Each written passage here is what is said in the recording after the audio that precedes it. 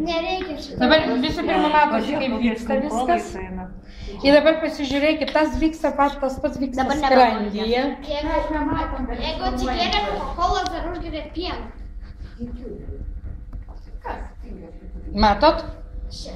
Ir dabar žiūrėkit, per visą šitą, tai dabar aš tuoj pasakysiu, yra tyrimai atlikti, kad žodžiu, Coca-Cola savo sudėtyje turi gryną organinę medžiagą, žolės pagrindų, bet jinai stimuliuoja nervų sistemą, ramina, vienu žodžiu, veikia teigiamai. Bet stiklinė bumputė, jinai yra 5-6 litrai, va tokia stiklinėse.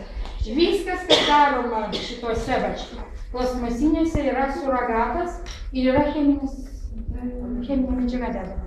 Saldiklis cheminis, dedamas cheminė dažiklis ir žodžiu visas šitas. Tai dabar man, kaip sakė šitie biologai, kad vaikų šitą atnešį namo, tada supili pieną, leidi nusistovėti ir tavo vaikelis turi gerti kažkur dieną. Nusipilti ir tik tiek galima. Visų pirma, labai apsimoka įdaryti. Dar kitko, aš čia prieš porą metų girdėjau šitą biochemikų pasisakymus, kad vienu žodžiu didžiausias šitą Coca-Cola pastoviai naudojant yra didžiausias nuodas skrandžio. Šitą aliną skrandžio gleivinę, po to daro žaizdas skrandžio gleivinė ir ne tik tai, bet ir visam virškinimo trakte.